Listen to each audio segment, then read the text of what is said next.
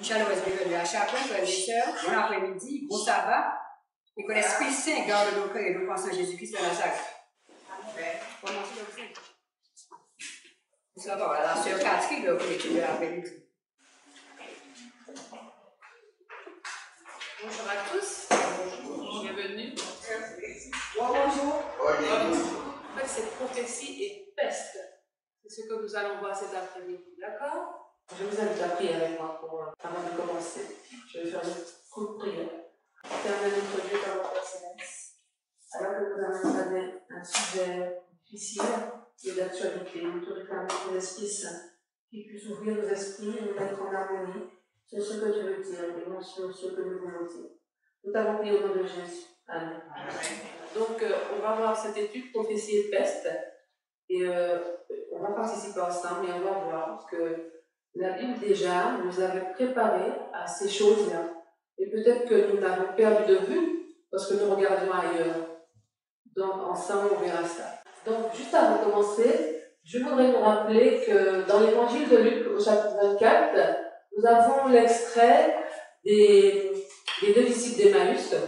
Et par cet épisode, on voit que Jésus, justement, il va se servir des prophéties pour affermir leur foi, parce qu'ils étaient un petit peu désespérés, ils ne comprenaient pas. Et lorsqu'on comprend une prophétie, on a une foi plus ferme et Dieu peut nous guider. Et c'est ce qui s'est passé avec les enfants d'Emmaüs, les disciples d'Emmaüs. Pour nous aujourd'hui, le verset c'est Luc 21, verset 11. Il y aura de grands tremblements de terre et en divers lieux des pestes et des famines. Il y aura des phénomènes terribles et de grands signes dans le ciel. Nous allons nous arrêter sur les pestes aujourd'hui parce que nous ne pourrons pas tout faire. Il faut savoir que cette prophétie, c'est une prophétie pour la fin des temps, le temps que nous vivons.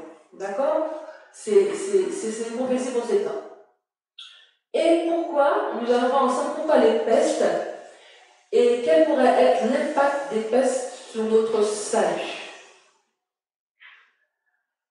Avant d'entamer cette prophétie, je vais juste nous remémorer la première prophétie de la Bible que nous trouvons dans Genèse 3,15.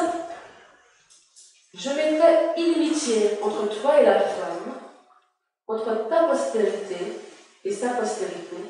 Celle-ci t'écrasera la tête et tu lui blesseras le talon. Diapositive suivante, s'il te plaît. Donc, pour la chute d'Adam et Ève, ce qui s'est passé, c'est que Adam et Ève, ils vont se retrouver sous la domination du péché et de Satan lorsqu'ils ont failli et ils ont mangé du fruit défendu. Après cela, la prophétie est annoncée, comme quoi que le Fils de Dieu, il viendra lui-même mourir pour sauver l'humanité de la mort éternelle. Qu'est-ce qui vient de se passer? Adam et Ève viennent de tomber sous la domination du péché. Donc, il faut garder en tête ce que Dieu veut faire, et a voulu faire depuis le début, c'est de délivrer l'homme de l'esclavage du péché et de celui qui a fait entrer le péché dans le monde et qui a servi la race humaine, à savoir le diable. C'est pour ça que Christ est mort, et c'est le but de Dieu. Et à travers toutes les prophéties, il faut qu'on garde ça en tête pour pouvoir bien comprendre ce qui se passe. Et Jésus lui-même viendra nous dire, c'est l'histoire d'amour d'un Dieu pour son peuple. Parce que Jésus nous a dit dans Jean 3,16, car Dieu a tant aimé le monde qu'il a donné son Fils unique, afin que quiconque croit en lui ne périsse point, mais qu'il ait la vie éternelle. Ce qui s'est passé, essayez d'imaginer au ciel, déjà, Satan, il agissait peut-être un peu comme les politiciens, semant le doute un peu partout pour essayer de faire un coup d'État, pour se retourner vers Dieu. Et là, dans le jardin, quand il va s'en prendre à la prunelle des yeux de Dieu, c'est Dieu lui-même qui va lui déclarer la guerre. Parce qu'il voulait faire quelque chose en manigance. Mais là, Dieu va lui faire comprendre, puisque tu veux geler Dieu, eh bien, là, on va avoir cette guerre. Parce qu'il a osé toucher à Adam et Ève. Donc, depuis, il y a une guerre contre Satan, qui est un ange déchu, et un Dieu créateur de tout l'univers. L'usurpateur s'est fait Dieu, et s'est approprié la terre, que Jésus lui a ravi des mains il y a 2000 ans, en mourant sur la croix. Petite note, Jésus est désormais le seul et unique maître et propriétaire de la terre. Et quand les enfants de Dieu savent ça, ils n'ont pas besoin d'avoir peur. C'est la diapositive suivante, s'il te plaît. Donc, on arrive à un point où chaque prophétie, en fait, se déroule dans un conflit cosmique. D'accord? Puisqu'on a compris qu'il y a guerre entre Dieu et le diable. Donc, on sait que l'adversaire, il est de plus en plus déchaîné. On a 2 textes pour ça. Je vais vous lire 1 Pierre 5,8 qui nous dit « Soyez sobres, veillez, votre adversaire le diable rôde comme un lion rugissant, cherchant qui il va dévorer, qui il dévorera. » Et l'Apocalypse rajoute une autre couche en nous disant « Malheur à la terre et à la mer, car le diable est descendu vers vous, animé d'une grande colère, sachant qu'il a peu de temps. » D'accord? Donc, on va se remémorer ce qui s'est passé. En fait, qu'est-ce que l'ennemi a fait pour que cette guerre se déclenche? La Bible nous dit « Le serpent était le plus rusé de tous les animaux des champs que l'Éternel Dieu avait fait. Il dit à la femme, Dieu a-t-il réellement dit? Dieu a-t-il réellement dit? Vous ne mangerez pas de tous les arbres du jardin. » Qu'est-ce qu'il fait en disant Dieu a-t-il réellement dit? Il sème le doute. Il a introduit le doute. Et le plus grand ennemi de la foi, c'est le doute, mes frères et sœurs. Le doute produit le péché qui est la séparation d'avec Dieu. C'est l'œuvre de l'ennemi. Faire douter pour renier Dieu et perdre ainsi son âme. Jacques nous dit qu'il demande avec foi, sans douter, car celui qui doute est semblable au flot de la mer, agité par le vent et poussé de côté et d'autre. On vit dans un temps où c'est exactement ça. On est un petit peu poussé à droite et gauche, toutes les philosophies, on attrape tout ce qu'il faut, parce qu'on n'arrive pas à faire confiance à la parole de Dieu. N'est-ce pas? Hein? Donc on vit exactement ce temps-là. Et ça, c'est le doute, et le doute, c'est pas vrai. Ensuite, l'Éternel dit au serpent, puisque tu as fait cela, tu seras maudit entre tout le bétail, entre tous les animaux des champs. Tu marcheras sur ton ventre, tu mangeras de la poussière tous les jours de ta vie. Je mettrai une inimitié entre toi et la femme, entre ta postérité et sa postérité. Celle-ci t'écrasera la tête et tu lui blesseras le talon. Nous savons que le serpent, en fait, c'est pas le serpent qu'on voit. On sait que c'est le diable. On a des textes pour appuyer. Dans Apocalypse 12, 9, il fut précipité, le grand dragon, le serpent ancien, qu'on appelle le diable et Satan, celui qui égare le monde entier. Il fut précipité sur la terre et ses gens furent précipités avec lui. Donc, Dieu s'adresse bien au diable lorsqu'il prononce cette prophétie. Enfin, c'est pour nous, mais c'est bien le serpent là qu'il a maudit, c'est bien le diable. Le diable va donc user toutes les armes qu'il peut pour garder l'homme dans son état de péché, pour que l'homme soit détruit avec lui, lorsque Dieu détruira le péché pour toujours, quand viendra la fin de ce monde de péché. Donc, nous, enfants de Dieu, nous savons que c'est la fin de ce monde de péché. Dieu, il ne veut pas détruire l'humanité qu'il a créée. Il ne veut pas détruire le monde qu'il a créé. C'est la fin de ce monde de péché. Le diable est celui qui égare le monde entier. C'est ce que la Bible nous dit. Et nous savons que Jésus est celui qui guide. Jésus est le chemin, la vérité et la vie. Pourquoi des pestes et quel pourrait être l'impact des pestes sur notre salut? Alors, mes amis, dans le livre de Job, je ne sais pas si vous vous rappelez, mais dans le livre de Job, nous apprenons que l'ennemi utilise les maladies pour que l'homme maudisse Dieu en face. Donc la maladie, c'est une vraie arme dans les mains de Satan, une arme pour détruire la foi de l'homme en Dieu. Donc ce n'est pas une petite affaire. Nous voyons donc je lis le verset quand même, et Satan répondit à l'Éternel, peau pour peau, tout ce que possède un homme, il le donne pour sa vie. Mais étends ta main, touche à ses os et à sa chair, et je suis sûr qu'il te maudit en face. Et on connaît l'histoire de Job, et on sait que c'est sa femme qui va même essayer de le faire maudire, tellement que son mari souffre atrocement, et on sait que Job va tenir ferme. Donc ça veut dire que c'est possible, même dans la maladie, pour un enfant de Dieu de tenir ferme. Ce n'est pas une excuse, la maladie pour perdre la foi, puisqu'on voit que c'est possible. Alors, voilà, et Satan se retira de devant la face de l'Éternel, puis il frappa Job d'un ulcère malin, depuis la plante des pieds jusqu'au sommet de la tête. Donc ici nous voyons que par la maladie, la mauvaise santé, le diable veut saper la foi des enfants de Dieu, mais on voit aussi qu'il a le pouvoir d'infliger lui-même des maladies. D'accord? Nous sommes arrivés en un temps où la maladie fait ravage, à un tel point que nous sommes en pleine pandémie depuis plus d'1 an, et maintenant, sur la promesse d'un vaccin solution pour améliorer les choses, on nous affirme que bientôt un retour à la normale et une bonne santé. En face de ça, le Seigneur Jésus, dans Luc 21:11, nous dit qu'il y aura des pestes. Qui devons-nous croire?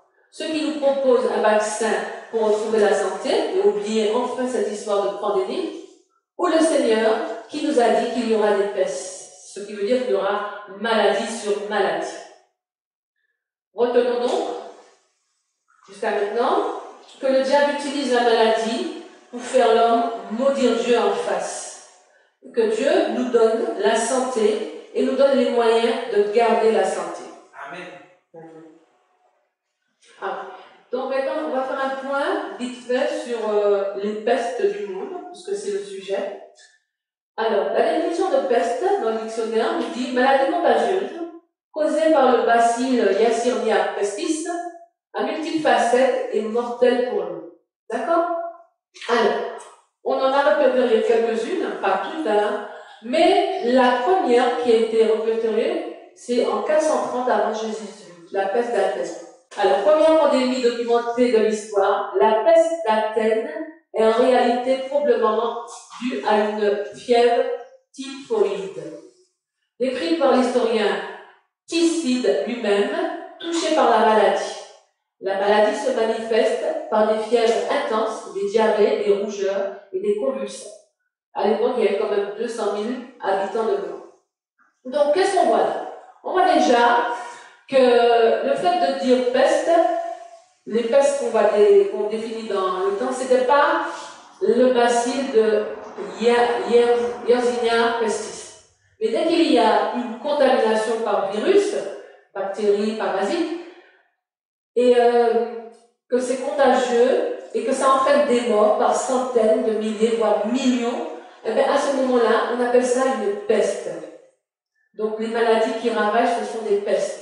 Le deuxième point important, c'est que cette première grande peste a été en 430 avant Jésus-Christ. Donc, quand le Seigneur nous dit qu'il y aura des pestes, il parlait bien de maladies qui allaient faire des ravages et qui allaient disséminer les habitants de la terre. On a aussi la peste d'Antoine. Celle-là, elle est due à la variole. C'est la variole qui va disséminer les gens. 10 millions de morts entre 166 et 189. On aura la peste noire. La peste noire, c'était le bacille Yersinia pestis. Cette peste noire, c'est une pandémie. Ah non, oui, je me suis trompée. Oui. Alors, elle commence en Chine.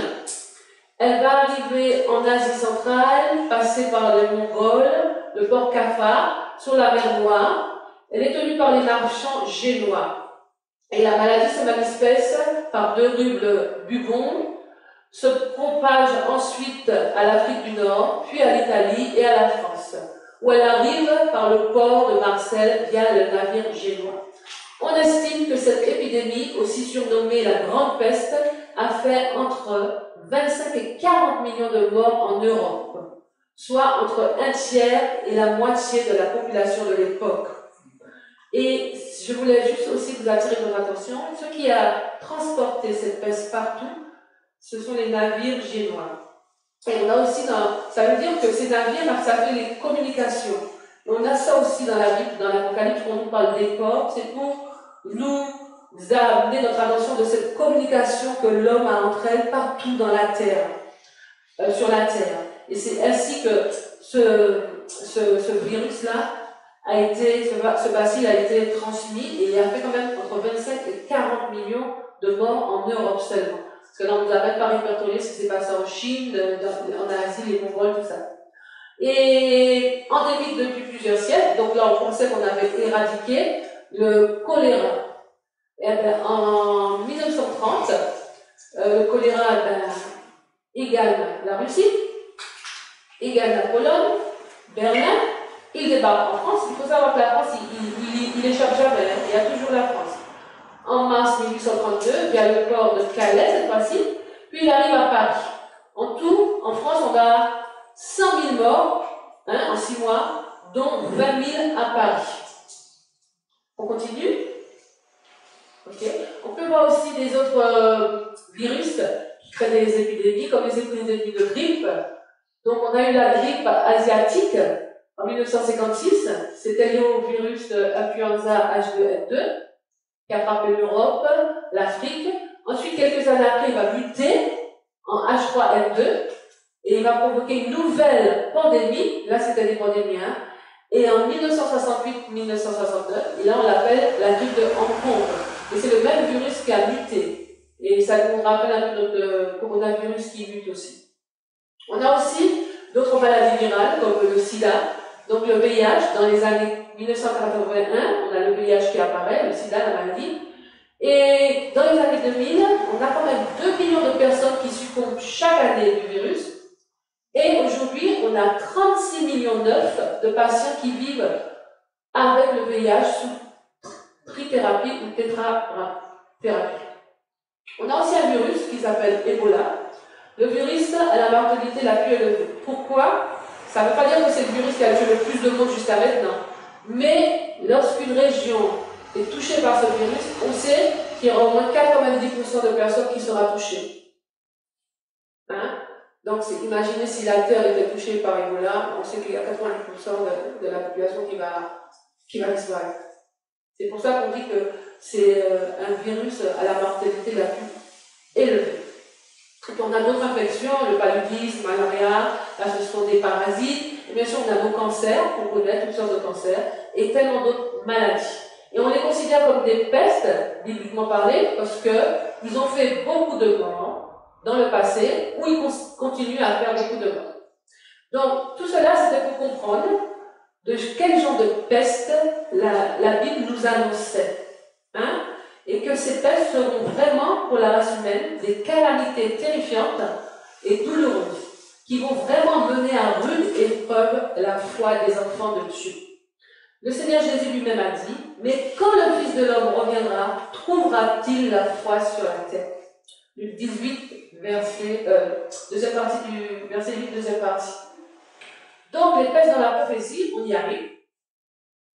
Donc, aujourd'hui, nous sommes dans cette phase de maladie avec un virus qui touche le monde entier, puisque partout dans le monde, le virus sévit. Vous êtes d'accord avec moi? Aujourd'hui, nous avons dépassé le milliard de cas, obtenu plus de 65 millions de guérisons, et nous avons quand même plus de 2,5 millions de décès. Alors donc, nous pouvons qualifier cette situation comme des pestes dont parle Luc 11. Donc, en plein dans la prophétie de la fin des temps. Je vous rappelle, Satan avait dit, tout ce que possède l'homme, il le donne pour sa vie. Mais étends ta main et touche à ses os et à sa chair, et je suis sûr qu'il te maudit en face. Donc, nous sommes dans ce conflit cosmique où Satan va tout faire pour que l'humanité puisse maudire Dieu en face. Là, on arrive à la fin, et il faut qu'il ramène le plus de gens possible avec lui. Donc, à coup sûr, ces pestes arrivent, il y aura peste, et c'est l'arme de Satan pour détourner l'humanité. La grande question, c'est comment? Comment Satan va-t-il détourner l'humanité avec cette peste? Alors, c'est juste, alors celle-là, c'est un petit fichier pris sur l'INSERM, c'est juste pour vous montrer que le Covid-19, il faut savoir que c'est le 3e coronavirus. C'est pas un virus qui était comme ça, là. C'est un virus qui a muté, c'est ce qu'ils appellent les SRAS-CoV ou MERS-CoV. Et en 2020, donc nous, là, le Covid-2, là, c'est celui-là. Donc, on te dit, une immense famille de virus généralement bénins pour les humains, parce qu'à la base c'était les animaux, et puis les animaux n'étaient pas censés transmettre aux humains quoi que ce soit. Hein? Mais aujourd'hui, avec ce SARS-CoV-2, c'est le troisième coronavirus émergent associé à des épidémies mortelles, puisqu'on est en pandémie. Donc c'était juste pour savoir quel genre de peste que nous avons, c'est ce coronavirus. Alors, nous avons comme un écho de prophétie en ce moment dans tout ce qu'on entend. Alors, pour faire face à la pandémie, la science propose un vaccin d'un nouveau genre, un vaccin ARN-M. D'accord? Et il y a une grande agitation autour de ces nouveaux vaccins ARN messagers, MC messagers, pardon. On veut être guéri et en même temps, on ne veut pas attraper plein de maladies. On a l'impression que si on prend ce vaccin, il va y avoir plein de maladies. Ça, c'est la prophétie. Il y aura des pestes. Donc, ce vaccin, il a comme un écho de prophétie. Il y aura des pestes. Pour comprendre ce qui gêne ou ce qui inquiète dans ce vaccin, parce qu'il faut que vous sachiez, j'ai fait des recherches et je me suis plutôt arrêtée sur les scientifiques. Je ne suis pas partie dans ce qu'on appelle complotiste, pour qu'on ne dise pas qu'il y a du complotisme.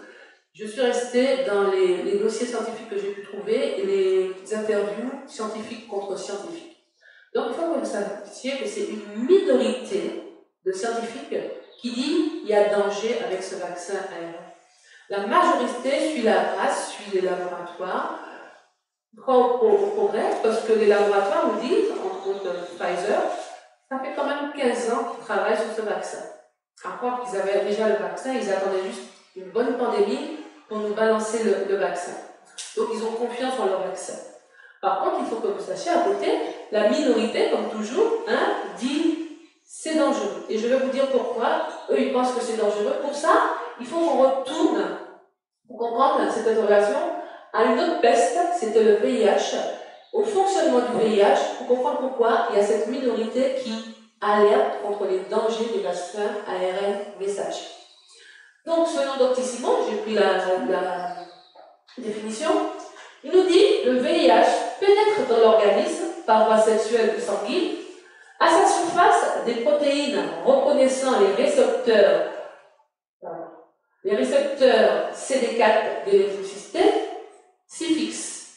Le virus fusionne alors sa membrane avec celle de la cellule afin de faire entrer son matériel génétique et certains enzymes. Ce matériel est sous forme d'ARN. D'accord? Vaccin à ARN. Donc, pour vous expliquer, ce n'est pas de vaccin. Si, non, là on fait un vaccin à ARN. Oui. D'accord. ARN messager, c'est pas un vaccin. Non, je te parle. Si. Enfin, j'ai compris ce que tu veux dire. Mais eux, ils appellent ça un vaccin à ARN. Ils disent que c'est un vaccin, mais ce n'est pas un vaccin. Non. Mais biologique. oui, on va garder l'angle. Alors, ceux qui disent par rapport à ce vaccin ARN, qui est, comment on appelle ça? Une thérapie génie, en fait, c'est ça? Alors, donc, pour comprendre, c'est que ce qui se passe avec le VIH, c'est comme si ce petit virus, il est intelligent, il est arrivé avec, imaginez un cambrioleur, il arrive avec tous ses armes, tout ce qu'il faut, pour pouvoir ouvrir la porte de l'adversité. Hein? Il avait le code, c'est comme s'il avait le code. Il a une protéine, c'est comme si c'était le code pour pouvoir se fixer au récepteur du lymphocyte. Et là, une fois qu'il est fixé, il s'est introduit. Et quand il est introduit dans la cellule, chose encore plus surprenante, c'est que ce virus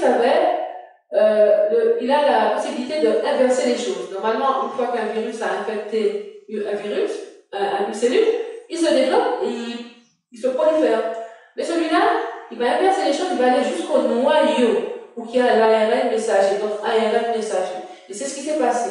Le virus du sida, il est parti jusqu'au noyau, où il y a notre ARN messager. L'ARN messager, ce sont les photocopies de tout ce que l'ADN envoie pour faire fonctionner le corps.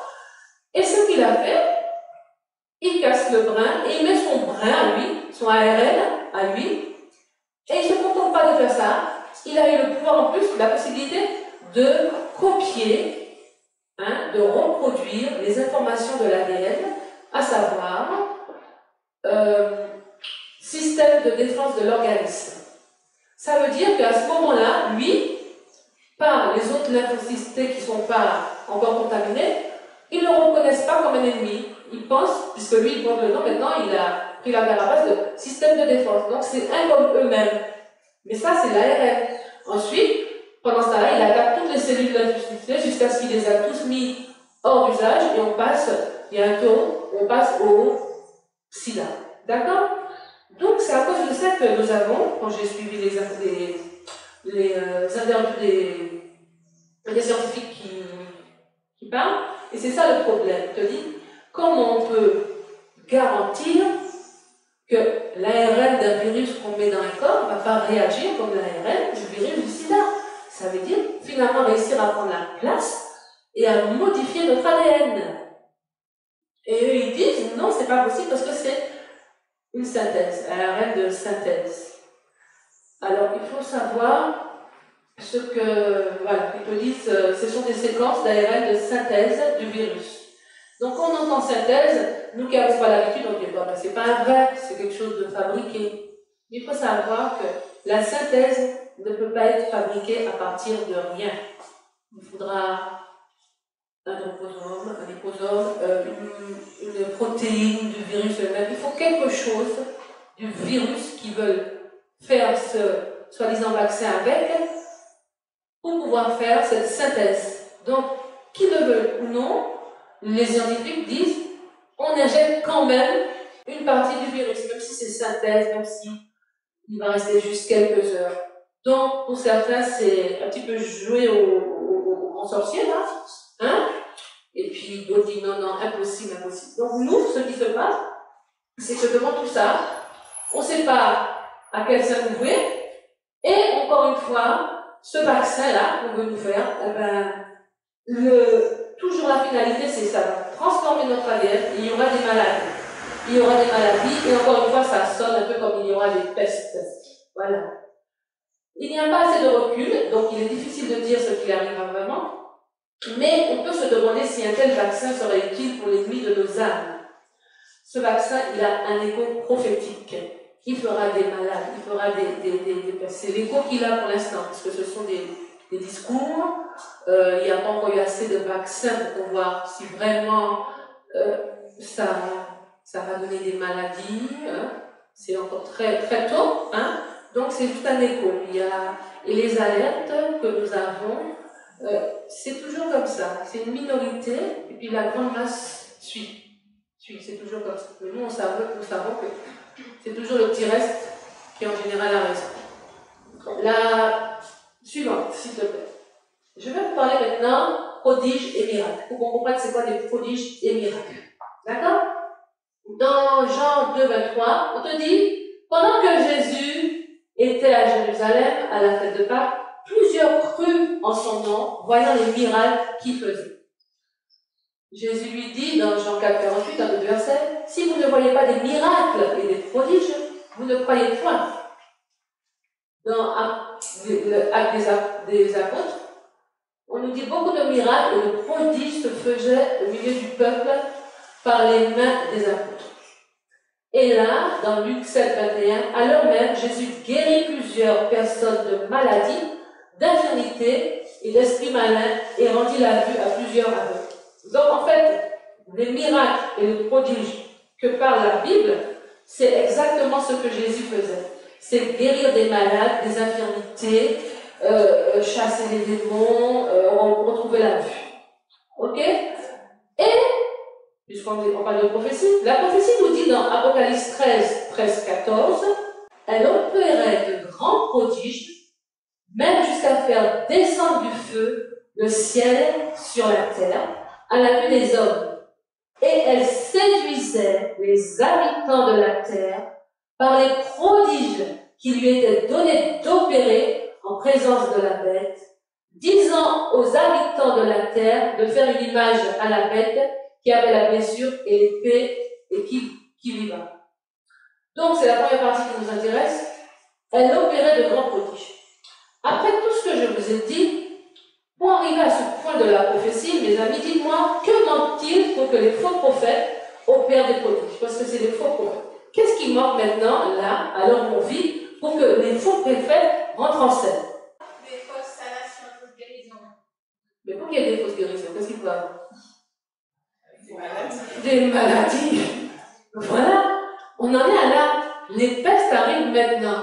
Pour que les faux prophètes rentrent en scène, il faut des pestes. Il faut des maladies. Alors, l'esprit de prophétie nous dit, des scènes merveilleuses auxquelles Satan sera étroitement lieu se produiront bientôt. La parole de Dieu déclare que Satan accomplira des miracles. Il rendra les gens malades, puis il retirera soudain son pouvoir satanique. On les regardera alors comme guéris. Ces œuvres de guérison apparentes mettront à l'épreuve les adventistes du 7e jour. Elle nous dit aussi dans l'événement des derniers jours, en faisant appel à divers subterfuges, Satan accomplira des merveilles ressemblant à des miracles authentiques. Je vous ai déjà dit c'est quoi des miracles. C'est ainsi qu'il espérait tromper les Israélites lors de la délivrance d'Égypte. Il avait déjà fait ça lors de la délivrance d'Égypte. Hein? Alors, qu'est-ce qui se passe là en fait? Satan, il va opérer des miracles. On a dit, c'est quoi des miracles? Hein? Jésus, le miracle, c'est guérir les malades, les infirmes, les boiteux, chasser les démons, redonner la vue. C'est ça. C'est ce qu'il va faire. Donc, il faut des malades. Je vais juste vous partager avec vous ce petit article qui est intéressant, enfin, juste une petite partie de l'article. Un des numéros de Science et Vie, en juin 2015, avait pour titre 4,3% des personnes dans le monde n'ont aucune maladie ni handicap. Vous avez entendu 4,3%. Donc un petit extrait de l'article. Le chiffre est assez précis que désarmant. En 2013, 95,7% des êtres humains portaient le fardeau d'une maladie aiguë ou chronique, ou encore d'une blessure, une liaison ou un dommage physique. Tel est, en résumé, l'état de santé du genre humain qui ressort de l'étude globale du fardeau de la maladie en 2013, menée auprès de 188 pays et publiée le 8 juin dans les revues de Lancet. Donc c'est pas n'importe quelle revue, et il faut savoir que l'OMS a répertorié 197 pays dans le monde. Donc 188 pays, c'était quand même une étude très large. Ainsi, ce sont seulement 4,3% des êtres humains qui ne souffrent d'aucune atteinte, d'aucune sorte, ni biologique, ni physiologique, ni physique ou mentale. L'état de santé absolu est donc une aberration statistique, confirmant que la maladie est à la vie ce que le côté face est au côté pile d'une pièce, un élément constitutif. Et si vous faites partie de ce club très fermé, sachez que vous êtes donc un oiseau rare et que cela pourrait changer très vite. Donc vous avez vu, le monde déjà est malade. C'est pas beaucoup, vous vous rendez compte, 95% des gens ne sont pas en bonne santé. Et le petit 5% qui reste, depuis 1993, on ne sait pas dans quel état ils sont aujourd'hui. Donc ça en dit long déjà, on est déjà très vulnérable. Hein. Comme je vous l'ai dit, il n'y a pas de produit sans peste. Les pestes doivent arriver pour que l'ennemi de nos âmes entre en scène par l'intermédiaire des faux prophètes qui vont faire des guérisons.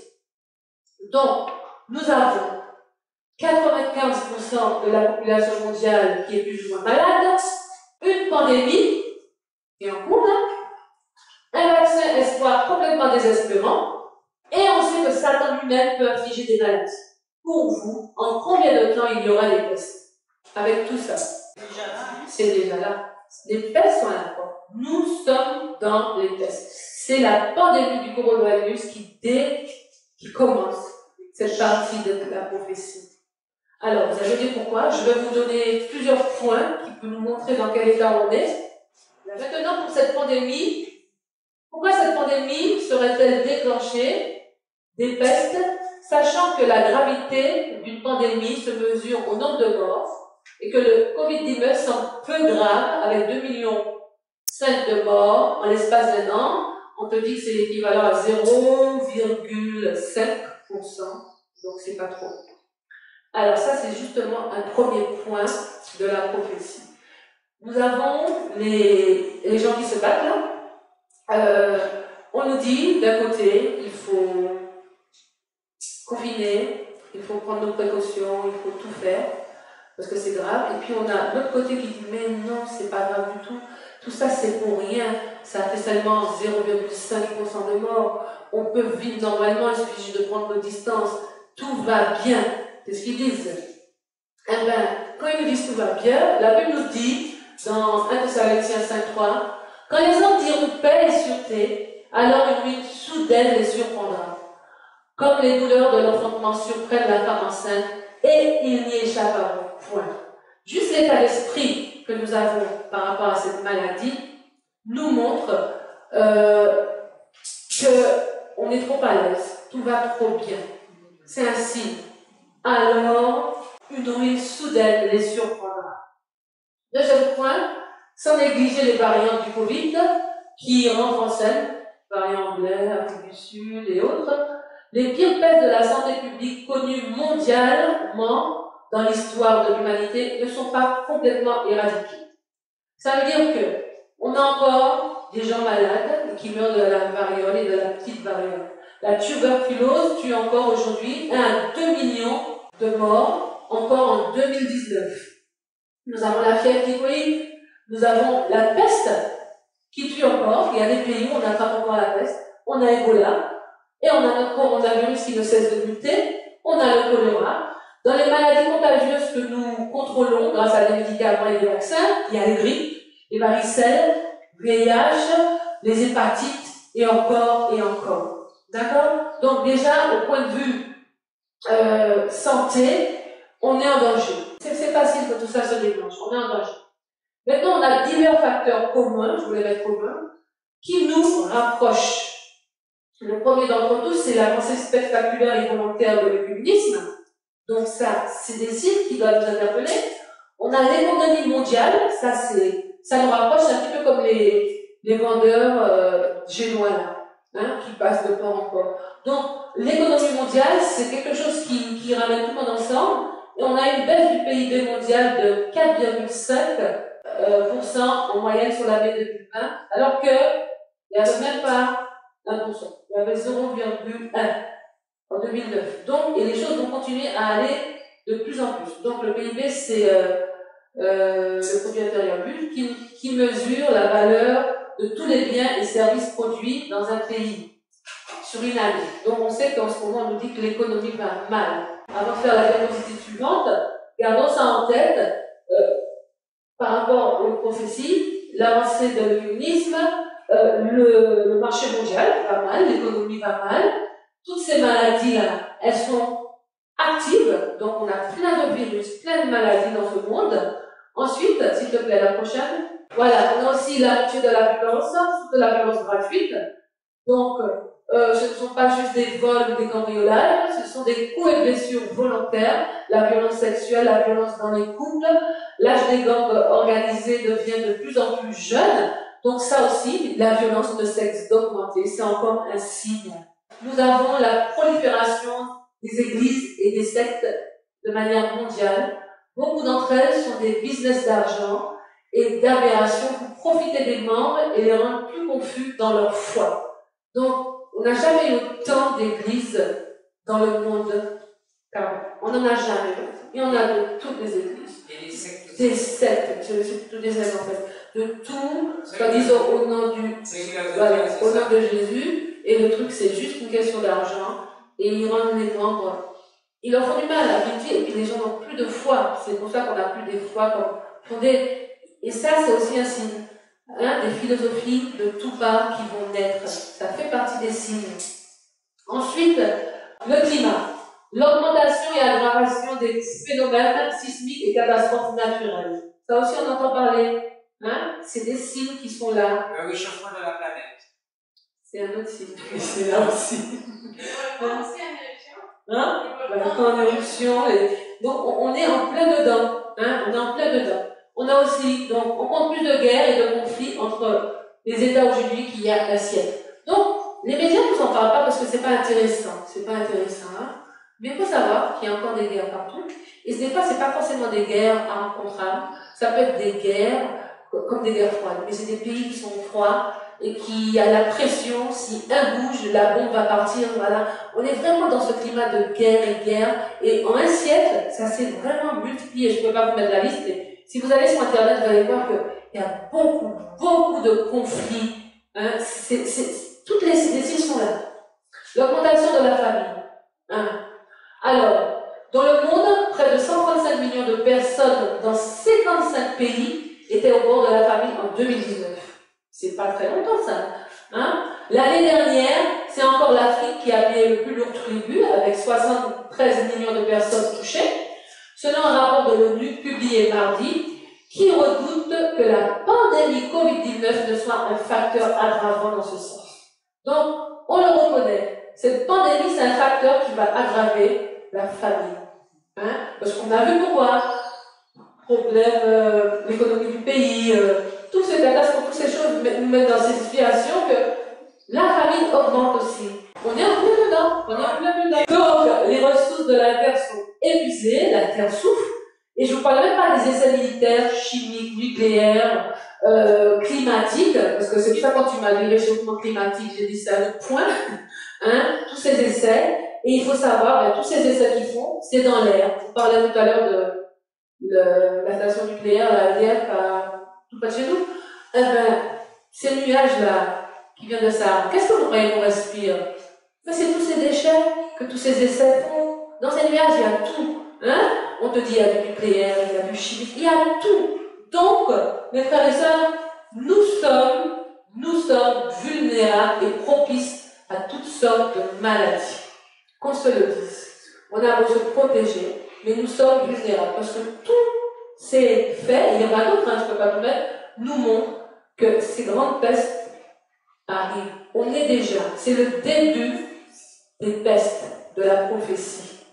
Et ces pestes doivent arriver. Alors, là, je disais, tous les phénomènes décrits dans Luc 21:11 sont en même temps et de manière alarmante. Enfant de Dieu, il est temps de se révéler.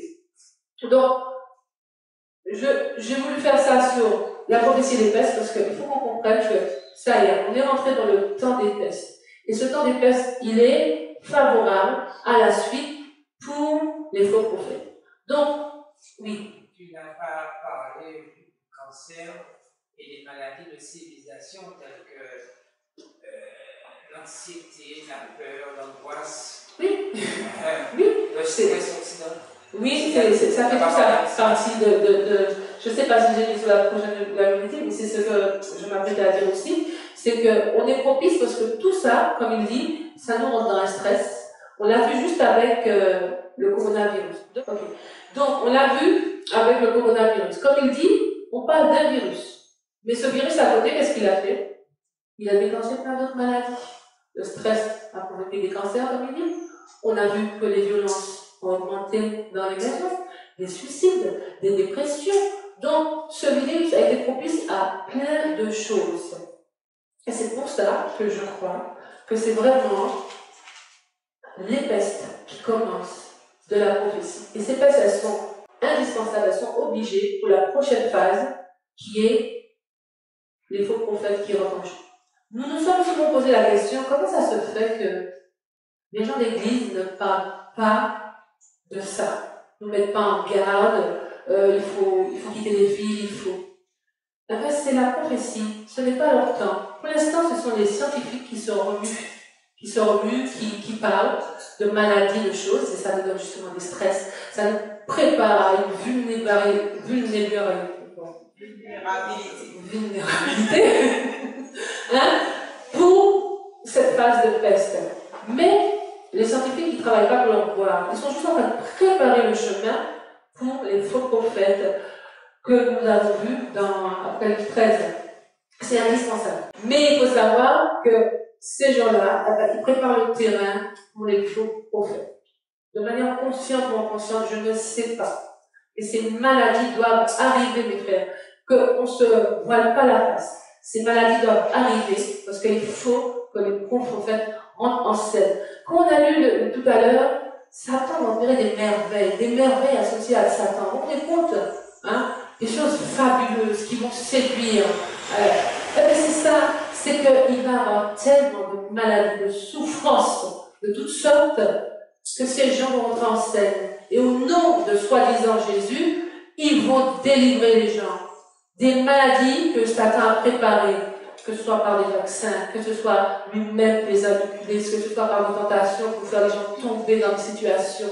C'est des choses qui se préparent, mes frères et sœurs. Il faut que nous ouvrons les yeux. C'est en train de se préparer. Le malin, il prépare les choses pour la phase des faux prophètes qui arrivent à grands pas. Ils ont besoin de maladie. Sans maladie, ils ne peuvent rien faire. Ok? Donc il faut que les gens tombent malades. C'est pour ça que je vous disais, ce vaccin a un écho de prophétie. Le petit noyau de scientifiques et médecins qui disent non, c'est dangereux, ils ne le savent pas, mais c'est certainement Dieu qui les utilise pour alerter les gens, pour préparer les gens. Donc, nous, ce que nous devons faire aussi, c'est nous préparer et préparer les gens.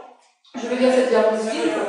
Vas-y. Pour appuyer ce que tu dis aussi avec le vaccin, il faut savoir qu'à partir de ce mois, à partir du 17 de ce mois, la semaine prochaine, ils vont voter de moi.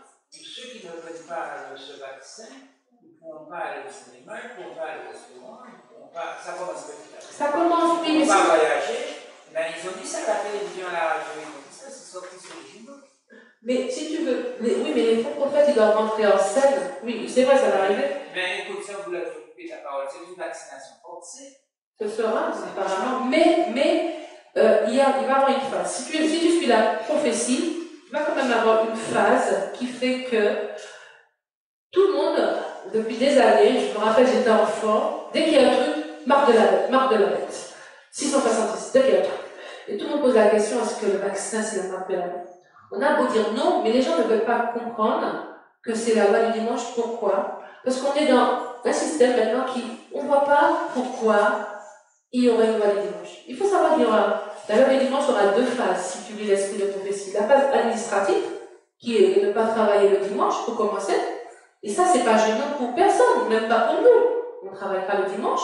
Et la servante du Seigneur dit qu'il faudra profiter pour justement, ces dimanches, préparer les gens. Aller parler de Dieu, rencontrer les gens, c'est ce qu'elle nous dit. Donc, il y a deux phases. La bête, l'image de la bête, c'est la deuxième phase. La phase religieuse, que nous on dit que c'est la loi du dimanche. Mais pour que cette loi du dimanche rentre la phase religieuse, il faut que les faux prophètes rentrent en jeu. Parce que ils auront beau soigner, Satan pourra guérir seulement ceux qu'il a rendus malades. Ok? Ça veut dire qu'il y a des maladies qui ne pourront pas guérir. Et ces maladies qui ne pourront pas guérir, ce sera ces maladies qui vont permettre d'accuser justement le petit groupe qui est à part, qui n'est pas dans les communistes, qui ne suit pas la foule, qui fâche Dieu, parce qu'ils vont faire de grands miracles, mais il va quand même avoir entendu. Ils ne vont pas guérir tout le monde. Donc il faut passer par cette phase pour qu'il y ait la deuxième phase de la loi du dimanche. Parce que ce n'est pas du premier coup qu'on va dire faut pas adorer le samedi, c'est que le dimanche. C'est d'abord administratif. Et il faut quelque chose qui déclenche cette deuxième phase religieuse qui va commencer à traquer. Attends, je finis ici, je perds mon fil. Qui va commencer à traquer ceux qui ne veulent pas rentrer dans le moule du dimanche ou même l'adoration. Parce que quand tous ces hommes de Dieu, entre guillemets, vont guérir, il y a comme des malades. Ils vont dire, mais on se réunit le dimanche, il y a un groupe qui ne se réunit pas, c'est à cause d'eux. C'est comme ça que la marque de la bête, décret religieux, va rentrer.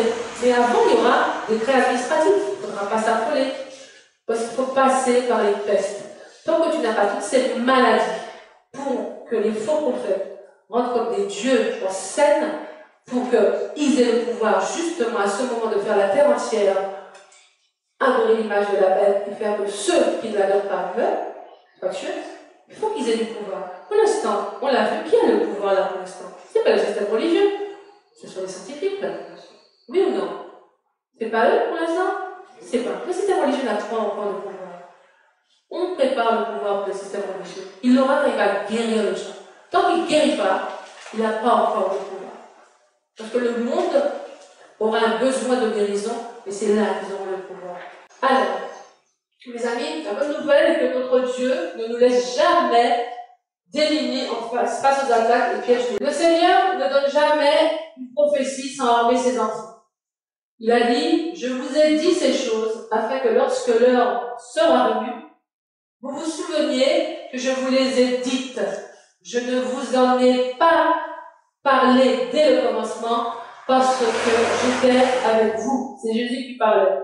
Donc Jésus dit les choses qui vont arriver pour quand ça arrive, on sache ce qui va arriver. Ça, c'est pour notre foi.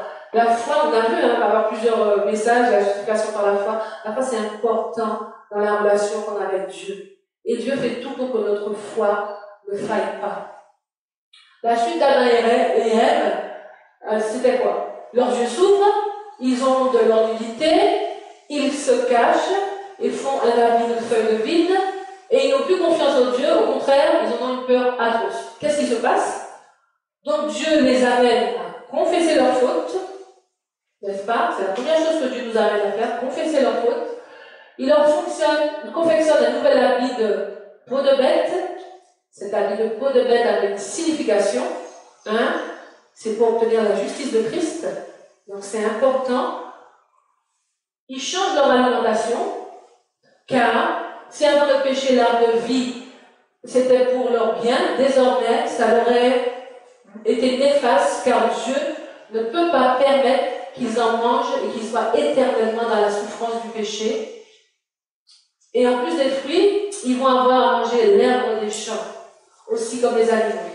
Et ensuite, Dieu fait une promesse pour ranimer l'espérance, la foi et l'amour. Cette promesse, c'est cette première prophétie que nous avons lue tout à l'heure. Donc, nous avons, avec Dieu, une réforme vestimentaire, une réforme alimentaire et sanitaire, une réforme de la pensée, un réveil et prophétie. C'est ce que Dieu fait pour son peuple à chaque fois que nous arrivons à une heure critique de la prophétie.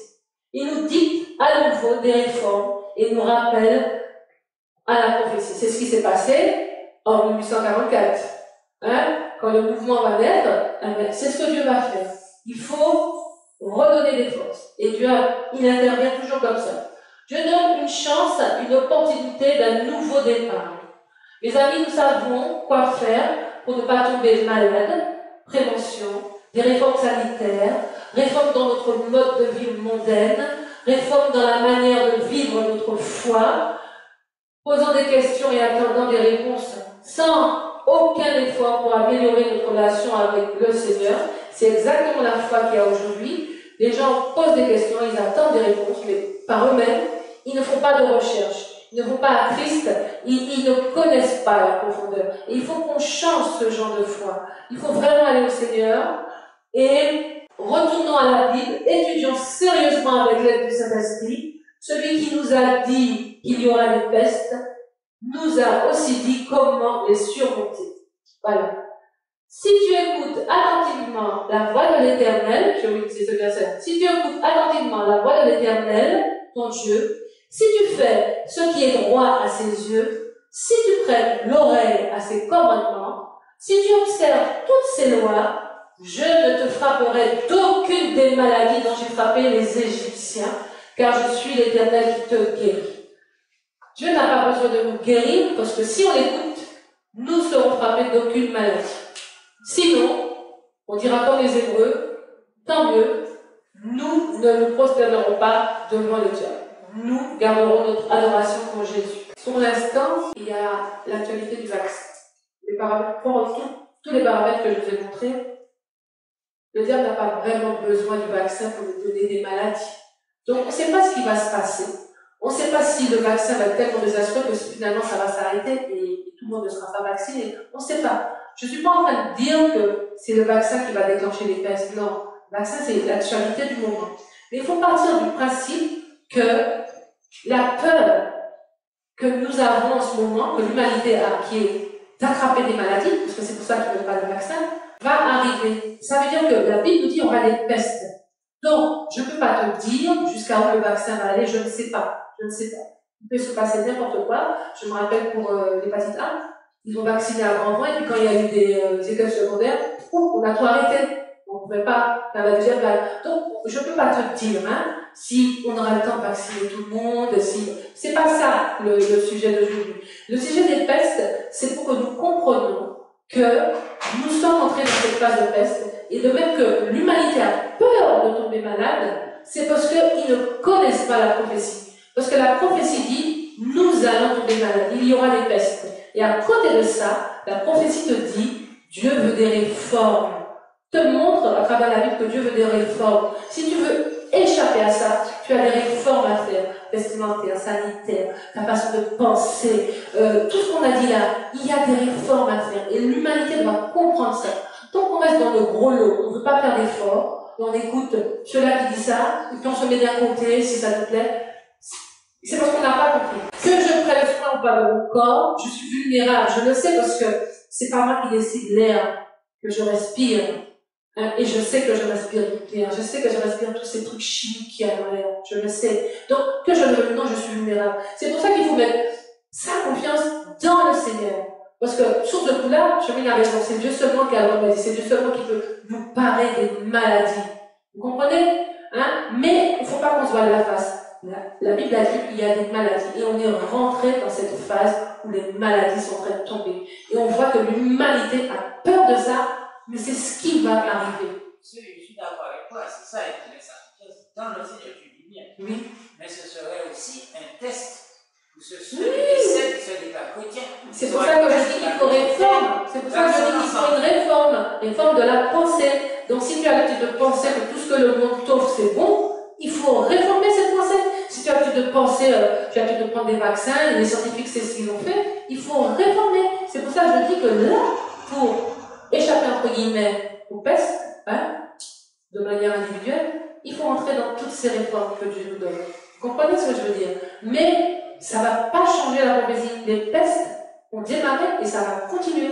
Ça va être de pire en pire. Il a déjà lutté 2 fois ce coronavirus. Il faut que les gens prennent ça au sérieux. Il faut qu'on arrête de dire ah c'est rien, il a fait moins de morts que la grippe. Il est là et il mute, et il mute. On a vu avec la grippe chinoise et après la grippe de Hong Kong, il mute. Donc on ne sait pas jusqu'à où il va muter, on ne sait pas ce qui va se faire, on a des doutes sur le vaccin. Il faut donc se mettre au diapason avec Dieu et faire les choses que la Bible nous dit. Parce que c'est seulement Dieu l'a promis, hein.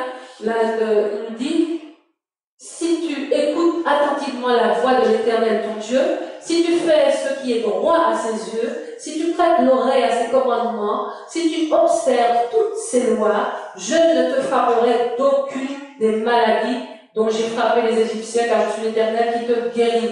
Toutes ces lois, c'est pas juste les 10 commandements. Nous, on est habitués à ça. Il y a les préceptes, il y a tout, mais il y a les lois sanitaires, il y a tout. On sait que quand la Bible dit toutes ces lois, il parle de Dieu, c'est pas juste 10 commandements, c'est une loi de vie, la loi dans la relation avec ton prochain. Tout ça, c'est des lois d'amour que Dieu a mis en place. Et c'est tout ça qu'il faut revoir pour pouvoir être préservé. On sera haï, mais on sera préservé de ces pestes. Vous comprenez? Voilà, conclusion. Au travers de la prophétie et sa parole, le Seigneur nous fait comprendre que nous sommes déjà au temps des pestes, les amis. Il semblerait que cette pandémie soit le coup d'envoi. Jésus explique la suite dans Luc 11, dans Matthieu 24 et dans Apocalypse 13, pour ne citer que ces textes. Donc vous pourrez les lire. Donc moi personnellement, je ne peux que nous encourager à prendre soin de notre corps, qui est le temple du Saint-Esprit, à prier sans cesse, à réclamer instamment le Saint-Esprit et imiter Jésus en toutes choses. En toutes choses. Pas seulement en ce qui nous plaît. Si on regarde la vie de Jésus, on a encore beaucoup de choses à faire. Ok? Donc, je vous laisse ce verset de consolation et d'encouragement. Prenez garde que personne ne fasse de vous sa proie par la philosophie et par une vaine tromperie, s'appuyant sur la tradition des hommes, sur les rudiments du monde et non sur Christ, car en lui habite corporellement toute la plénitude de la divinité. Vous avez tout pleinement en lui, qui est le chef de toute domination et de toute autorité. Je vous laisse le verset, c'est mon cadeau. Alors, question. Le Seigneur dit, la Bible dit, tous avec Dieu, avec le Seigneur, toutes choses C'est possible. Amen. Ah, Alors, votre réaction?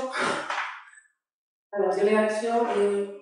Mais pas de question, mais je retiens quelque chose de très important, c'est qu'il faut qu'il y ait des maladies pour que les faux prophètes entrent en action.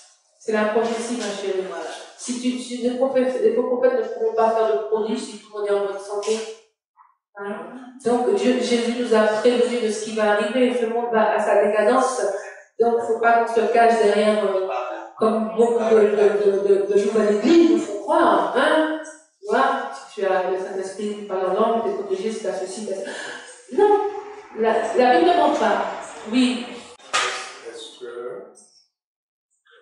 le fait d'être chrétien, ça veut dire qu'on ne peut pas ensuite comme des malades? Non, non. C'est pour ça que Dieu te dit quoi faire. Mais le fait d'être chrétien qui respecte tout ce que Dieu dit, qui fait confiance à Dieu, Dieu peut te préserver de tomber malade. Toi, tu n'as pas le pouvoir de ne pas tomber malade, tu vas prendre toutes les précautions que Dieu donne. Mais Dieu va décider de te préserver. C'est Dieu vraiment qui va te préserver.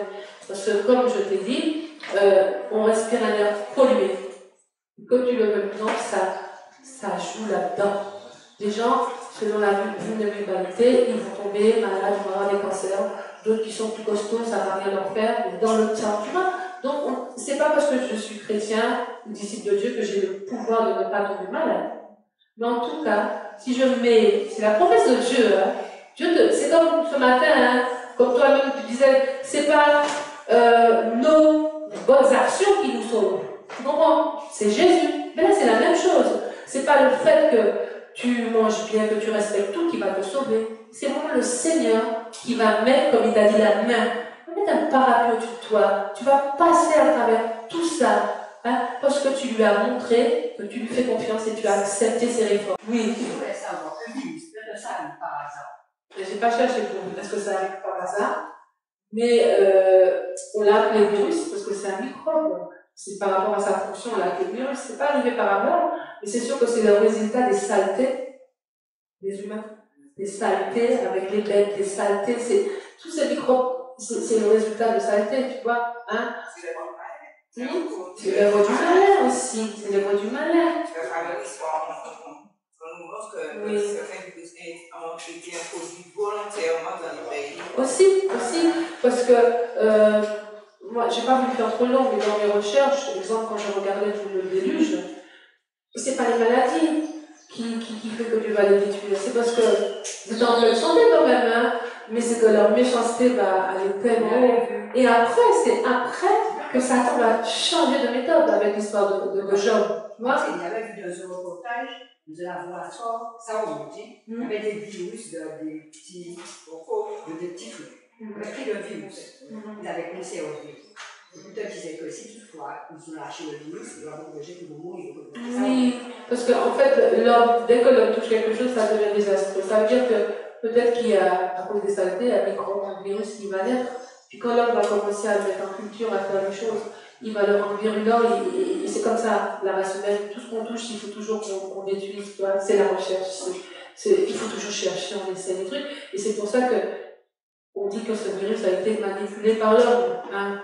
Mais même s'il a été manipulé par l'homme, quand il mute, il mute. Et là, l'homme n'a plus prise dessus.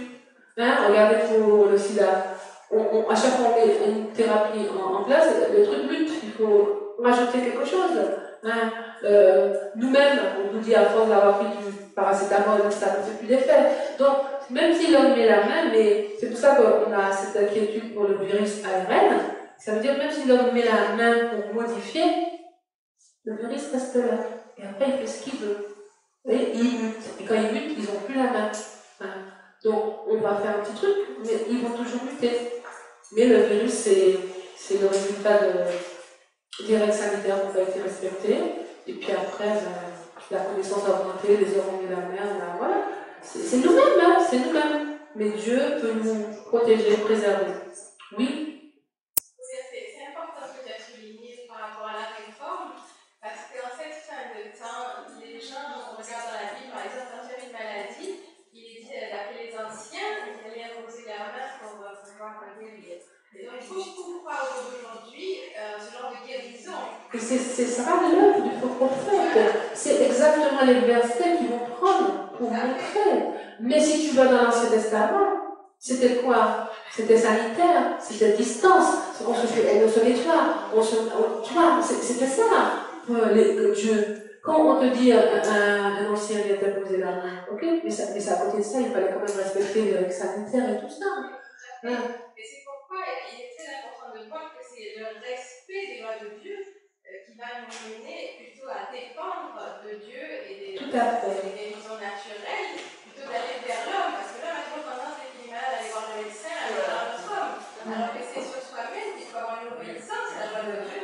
Moi, j'ai pas repris le texte que je savais pas que j'allais en parler. Dans l'esprit de prophétie, il vous confirme que les enfants de Dieu ne feront pas des miracles pour guérir qui que ce soit à la fin des temps. Seuls les pauvres prophètes. Nous avons encore dans notre église des gens qui croient que nous allons guérir et délivrer. Non. Là, il faudra prendre son camp. Parce que Dieu, il t'a dit non. Il faudra prendre son camp. Et quand tu respectes, comme tu dis, les règles sanitaires, ça te met aussi en accord avec Dieu. Hein? Ça te libère l'esprit et tu vois mieux ce que Dieu veut. Et c'est comme ça que Dieu peut te protéger. Parce que Dieu, c'est pas un magicien. Hein? C'est pas son truc, ça c'est Satan qui fait la magie. Dieu n'est pas sorcier, c'est pas un magicien. Mais quand tu es en harmonie, hein, on le sent, je veux dire, quand je mangeais de la viande, c'était pas pareil. Donc quand il n'y a pas tous ces trucs qui t'arrassent, qui te fatiguent. Tu as plus de temps pour étudier, tu as plus de temps pour comprendre, et puis tu as plus de temps pour voir, pour entendre l'Esprit Saint. Tu vois moi, c'est pour ça que je te demande des réformes. C'est pour ça que je leur avais demandé des réformes. Et c'était important pour Israël, ils sortaient d'Égypte, ils avaient tout. Ils connaissaient les faux dieux, ils mangeaient du n'importe quoi, ils avaient un mauvais langage, tout était faux. Dieu les a quand même pris, et puis 40 ans pour arranger tout ça, pour les mettre bien. D'accord? Donc, ce n'est pas des choses qui se font du jour au lendemain, mais le Seigneur ne nous force pas. Donc, il te demande juste de faire ce premier pas. Accepte la réforme. Et quand tu as accepté la réforme, il fait le reste. Il fait le reste et tu seras surpris. Hein, on nous dit qu'on va mettre des armes et puis fais-tu de parler, les armes vont. Il faut croire que c'est vrai tout ça. Parce que Dieu connaît ton cœur, il t'a fait des promesses, donc il va t'honorer. Mais si tu fais du n'importe quoi, tu manges du n'importe quoi, tu te mets dans des situations, comme tu dis là, tu dis bon, puisque le vaccin c'est pas la marque de la bête, ben je veux la prendre. C'est ça, hein. On pose des questions pour savoir si on comprend. Hein. Tout simplement, oh, c'est pas la marque de la bête, il n'y a pas de danger. Non, c'est pas la marque de la bête. Mais le danger, c'est que c'est pas ce que Dieu t'a demandé. Parce qu'il y a un frère qui me disait, comment ne pas accepter, est-ce qu'on peut accepter le vaccin puisque Dieu a promis de nous protéger contre le poison, contre... Alors pourquoi il pose la question? Justement, il commence à discuter avec moi, il s'est tourné de lui, non, c'est le Covid, c'est du marché, c'est le piège du malin, il ne faut pas qu'on se regarde que ça change tout. Voilà. Il a dit, mais quelle crainte on doit avoir, puisque si on croit en Dieu, on peut avoir la crainte. Ah d'accord, donc on peut prendre et Dieu va nous protéger. Okay. Dieu t'a dit, il va te protéger des venins de serpents, on va faire une danse avec 10 serpents. Voilà. Non, on ne peut pas provoquer Dieu non plus. Hein. C'est ce que Jésus a dit à Satan. Tu ne tentes pas Dieu. On ne tente pas Dieu. Donc, tu ne peux pas dire, je proteste que Dieu a Dieu. Je peux pas, il m'a promis. Dieu a dit ça, mais il ne faut pas prendre un verset isolé. C'est pour ça que je dis que la foi, maintenant, elle est devenue une foi question-réponse. Les gens n'approfondissent pas, c'est que des choses que j'entends, je fais, je dis. Mais si tu veux approfondir cette foi, je l'ai déjà dit ici, il faut croire en la parole de Dieu. C'est la base de la foi, croire en la parole de Dieu. Si j'écoute plutôt les paroles et puis je retiens un petit verset par-ci, un petit verset par-là, je ne vais pas m'en sortir. Parce que les 200 versets que j'ai manqués, il m'a même mis en garde que, attention, parce que c'est ce qui arrive à Israël. Si vous n'écoutez pas, qu'est-ce qui se passe? La maladie, les idoles, toutes les épreuves là. Hein? Pourtant Dieu leur avait promis. Donc, sous prétexte que Dieu m'a promis, je fais ce que je veux, ça c'est l'idée du diable. C'est pas la Bible. Dans cette situation, le monde entier sera pris au piège, mais sauf ceux qui étudient leur Bible. La foi. Étudier la Bible et puis vivre ce que la Bible te dit, parce que tu dois être une lumière et c'est important, et ça c'est un truc que nous avons à corriger d'être cette lumière. Et cette lumière, c'est pas juste dans la parole, on est érudit, on connaît bien la Bible, c'est dans ta manière de vivre, hein, les réformes que tu as acceptées et comment tu vis bien. C'est ça être une lumière pour Dieu, c'est pas juste une bonne connaissance de la Bible, parce qu'il y a plein de théologiens qui connaissent bien la Bible, hein, mais c'est pas pour ça qu'ils sont des bons disciples ou qu'ils seront même chrétiens. Il y en a qui sont athées, ils t'expliquent la Bible parce qu'ils ont fait théologie. Voilà. Donc, c'est une question.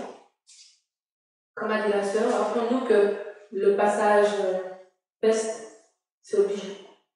Donc, ne nous affolons pas. Il y aura des maladies et des maladies. Ne nous affolons pas. Nous savons quoi faire. Dieu nous a promis de nous protéger. Il suffit juste de nous montrer que c'est lui qu'on a choisi en parole, en vérité, mais en action aussi. D'accord? Quand quelqu'un vous pose une question, est-ce que la Bible, prends ta Bible, prie, Dieu va te répondre. Il faut que les gens, apprennent à aller à la source eux-mêmes. Oui. Il faut savoir que les Bibles nous âmes font parole.